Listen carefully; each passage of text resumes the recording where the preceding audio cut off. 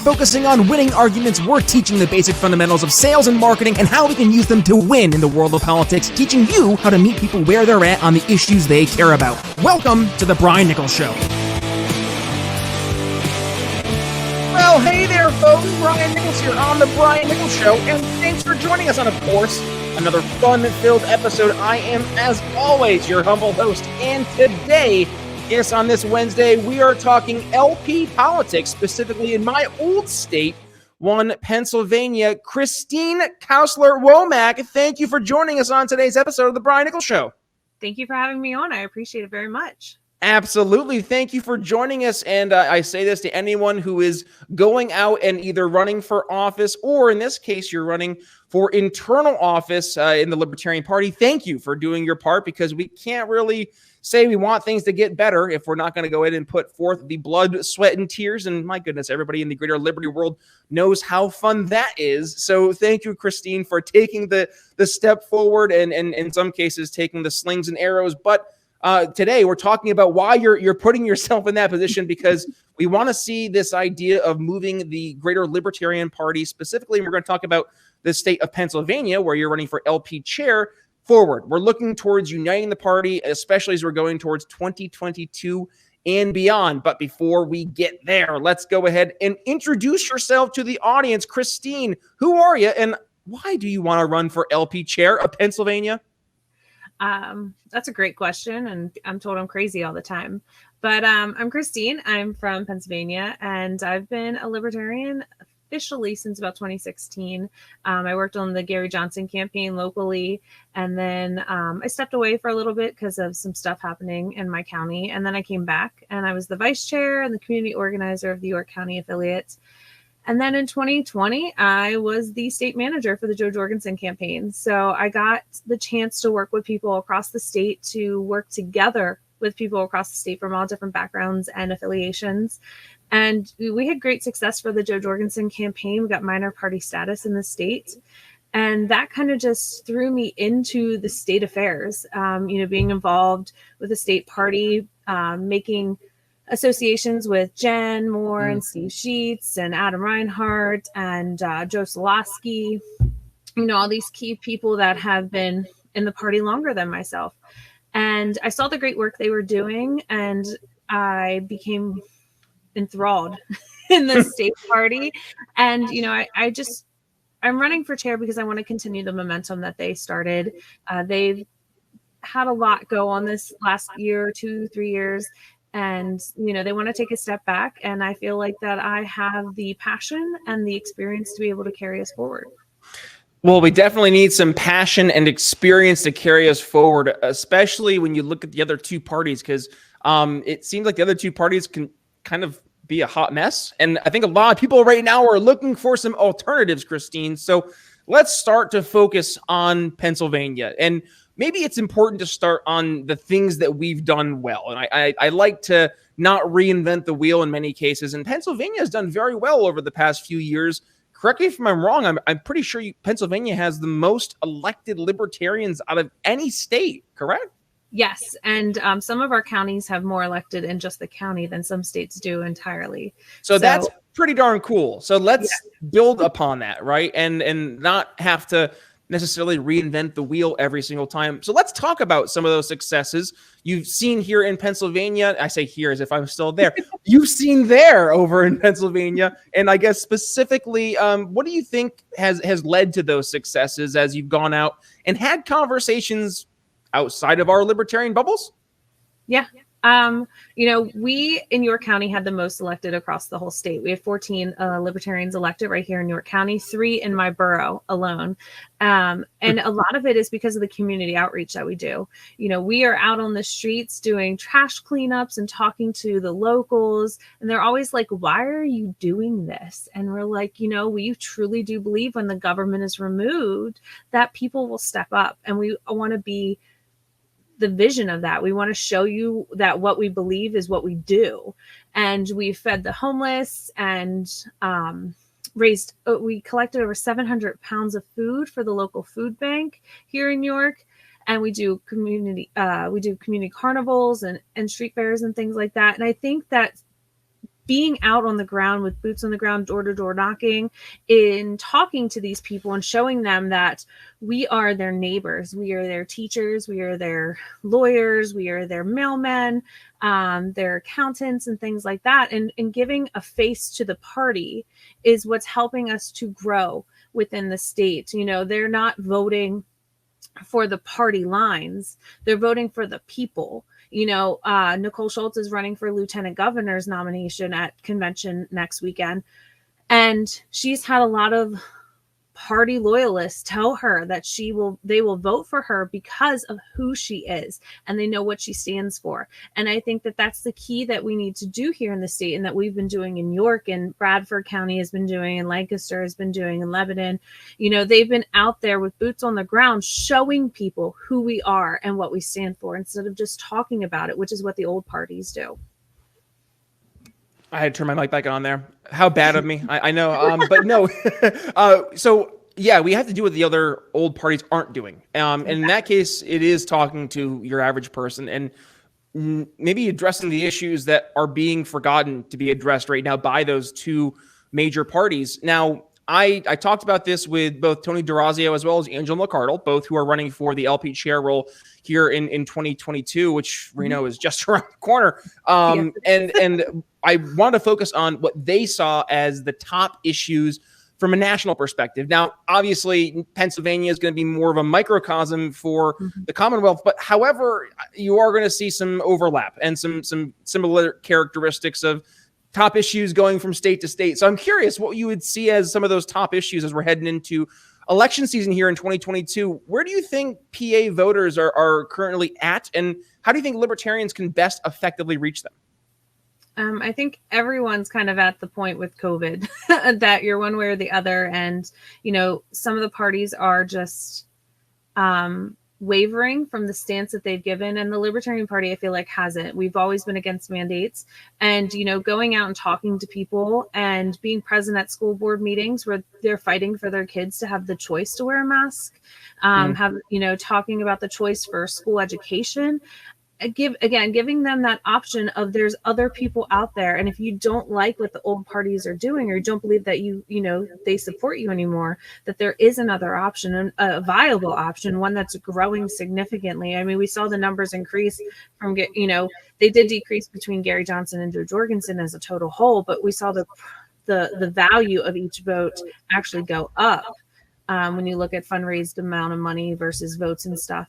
So, that's something that is more nationwide that the Libertarian Party can provide, as well as addressing ballot access.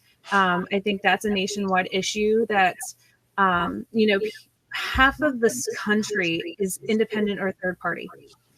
And we need to take advantage of that. We need to be out there talking to them and saying, you want that third or fourth or sixth option out there on the ballot, then you need to, you need to look into this. You need to support us being on the ballot, help with the reform.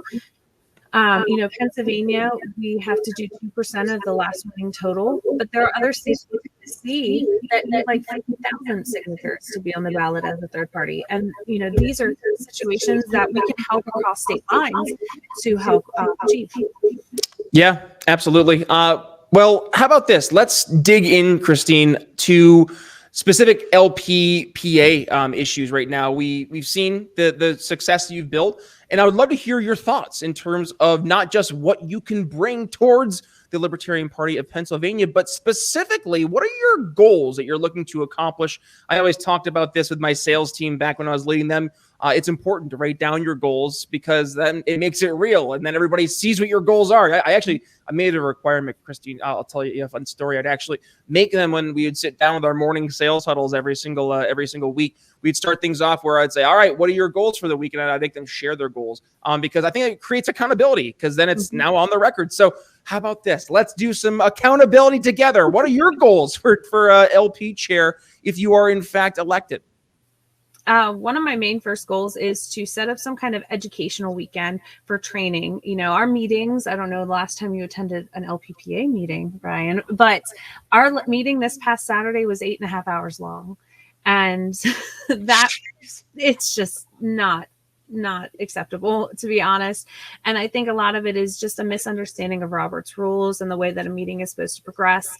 I'm sorry, and frankly, a misunderstanding of what it is to be a functioning human being. Nobody wants to nobody. No normal sane person wants to sit in political like gobbledygook meetings for 8.5 hours. Correct me if I'm wrong, too. Didn't Nationals meeting go for like a day? Yeah, I think so. Yeah, and our January meeting, just for the record, was 7.5 hours. So it's not like, yeah, it's. I mean, we did have some important information that was given. We did it. We had some internal investigations and stuff that that happened and, needed to be addressed. But there was just a lot of other stuff. And I think having some kind of educational resource weekend where we can talk, do a lesson on Roberts, maybe do candidate support. We're showing people how to fill out their paperwork and how to file and, expense reports and things like that is going to be the most beneficial thing to the state. We found when we had 176 Libertarians elected back in November that a lot of them were like, what do I do next? And we were like, that's a great question. We've never been in this position to answer that for such a large amount of people, that we realized that there needs to be some kind of resource, some kind of like online library or something with documentation and instructions on how to move forward once you are elected. So that's another goal of mine.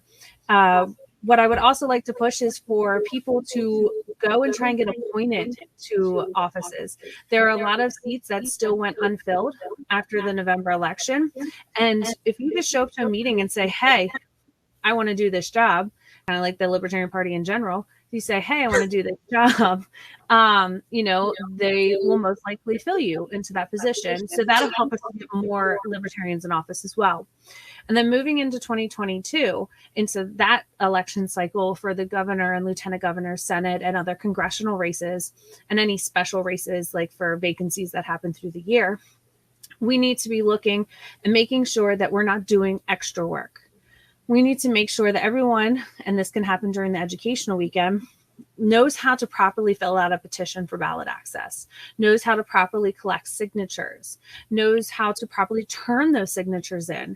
And when we're collecting those signatures on the ballot, the petition for ballot access, we need to make sure that every single name that will be on the ballot in that county is on that paper. So if we're up in north central Pennsylvania, and it's Liz Terwilliger's district, we make sure that Liz is on there. We make sure that Eric Gerhardt, if he wins the Senate nomination, is on there. We make sure that Joe Solosky and Nicole Schultz, if they win their nominations, are on the paperwork. That way, when they say they need to collect 5,000 signatures for their respective, offices, we're not having to collect like 30,000 signatures. We're doing it all at once, killing, multiple birds with one stone, as the adage goes. And those are really the key. And then what I also would like to do is prep into 2023. Start trying to recruit people to run for office, local office in 2023. My goal is to set it up that in 2023, if I'm not chair, that the person who is chair has all the resources that they need to make the Moulton Maneuver and any race that is had that year successful, and to get over 300 Libertarians elected, almost doubling the current amount that we had this past November.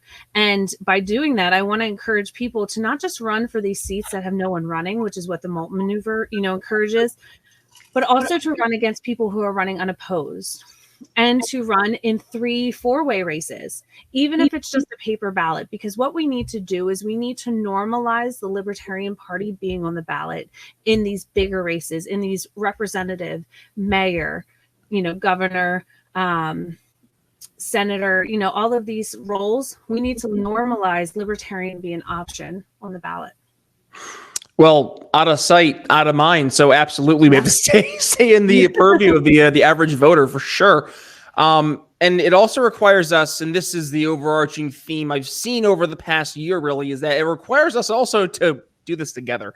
And I think this is going to be the main driving force after Reno is unity. We have to have some sense of, and it's not the tongue-in-cheek liberty unity that was there back a couple of months. Is it a year? I don't even remember now. Time is a son of a gun in the era of COVID. But we really have to coalesce, especially with it getting real in 2022 and going into 2024. And I guess I want to ask your perspective, because I've ranted and raved here in the program. My audience, they know, Brian, we know what your perspective is on how to get liberty unity.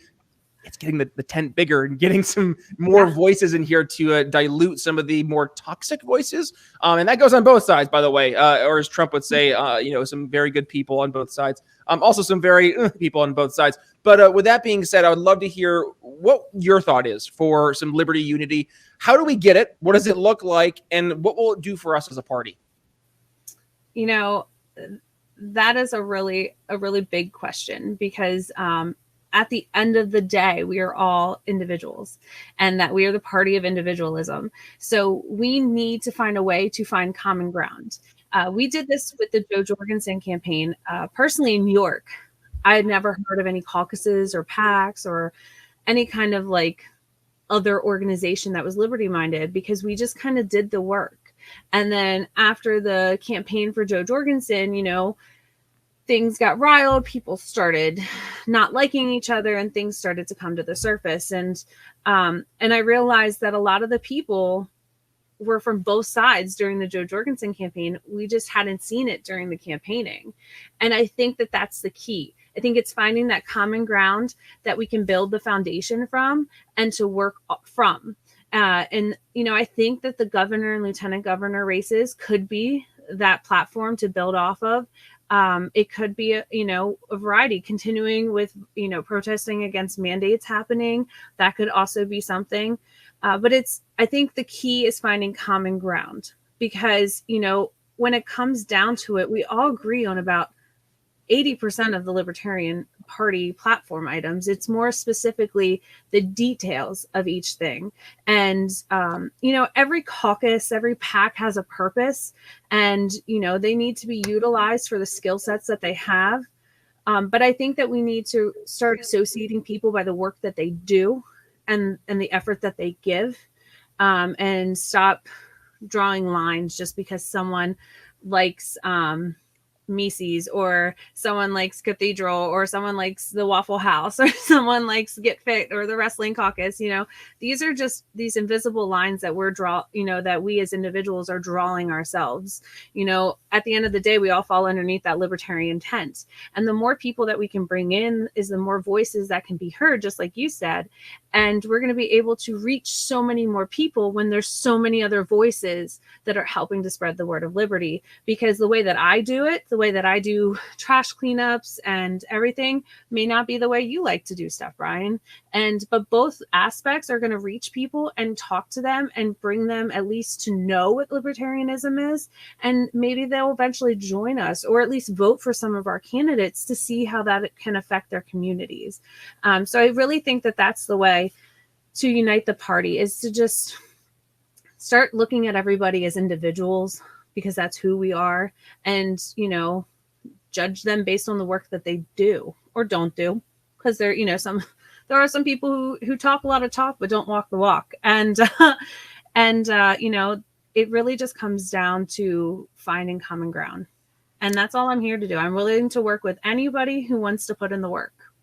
Yeah, and I would also say beyond just the work too. This is not even to continue your conversation in that perspective, but also the results, right? I mean, that's super duper important, and that's where I think, looking at PA, you have a lot to build upon, and that's exciting, especially because we do want to see more libertarians in action and some real talk too, right? Real talk, audience, and Kristine, this I want to get your thoughts too, but it's difficult, audience, when we have toxicity in a movement like the Liberty Movement, because the ideas, the principles are beautiful, but the feuding and the just grossness behind the scenes, when we bring in new people and they are seeing the beautiful ideas and principles, and then they see that toxicity, they're scared away.